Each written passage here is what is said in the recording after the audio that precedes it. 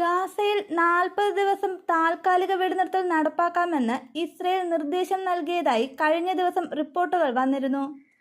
40ഓളം ബന്ദികളുടെ മോചനത്തിന് പകരമായാണ് വെടിനിർത്തൽ നിർദ്ദേശം ഇസ്രയേൽ മുന്നോട്ട് വെച്ചത്.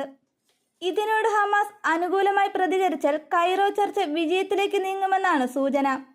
ഗാസയിൽ സ്ഥിരമായ വെടിനിർത്തലും ഇസ്രയേൽ സൈന്യത്തിന്റെ പിന്മാറ്റവുമാണ് ഹമാസിന്റെ മുഖ്യ ആവശ്യം.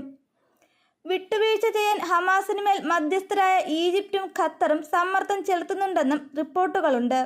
അതിനിടെയാണ് ധാർഷ്ട്യം നിറഞ്ഞ പ്രഖ്യാപനവുമായി ഇസ്രയേൽ പ്രധാനമന്ത്രി ബെഞ്ചമിൻ നെതന്യാഹു രംഗത്ത് വന്നിരിക്കുന്നത്.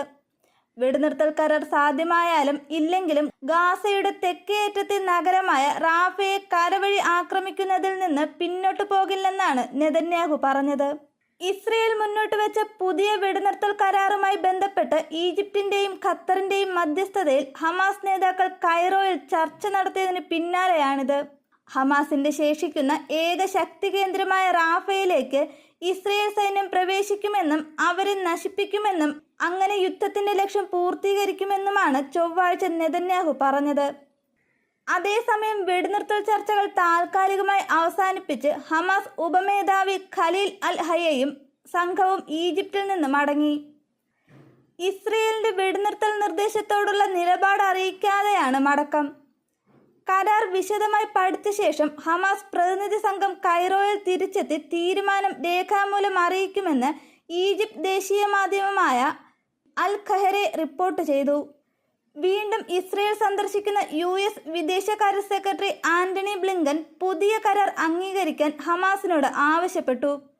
40 ദിവസത്തെ ആദ്യഘട്ട വെടിനിർത്തലിനിടെ 33 ബന്ദികളെയും 900 പാലസ്തീൻ തടവുകാരെയും പരസ്പരം കൈമാറുകയാണ് കരാറിലെ പ്രധാന വ്യവസ്ഥയെന്ന് ഇസ്രയേലി മാധ്യമങ്ങൾ റിപ്പോർട്ട് ചെയ്തു.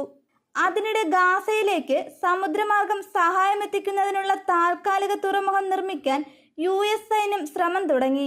$32 കോടി ചെലവ് കണക്കാക്കുന്നത്. 24 മണിക്കൂറിനിടെ ഗാസയിൽ 47 പേർ കൊല്ലപ്പെട്ടു. റാഫേൽ 3 വീടുകളിൽ നടത്തിയ ബോംബാക്രമണങ്ങളിൽ 25 പേരും വടക്കൻ ഗാസയിൽ 6 പേരും അൽ നുസ്രത്തിൽ 4 പേരും മധ്യ ഗാസയിൽ 5 പേരുമാണ് കൊല്ലപ്പെട്ടത്. ആകെ മരണം 34,536 ഗാസയിലെ ജീവകാരുണ്യ പ്രവർത്തനം പുനരാരംഭിക്കുമെന്ന് US ആസ്ഥാനമായ സന്നദ്ധ സംഘടന വേൾഡ് സെൻട്രൽ കിച്ചൺ അറിയിച്ചു. ഭക്ഷണപ്പൊതികളുമായി ജോർദാൻ വഴി റാഫയിലേക്ക് ട്രക്കുകൾ അയക്കാനാണ് പദ്ധതി. അൽമഹാസയിൽ സമൂഹ അടുക്കള സ്ഥാപിക്കാനും പദ്ധതിയുണ്ട്.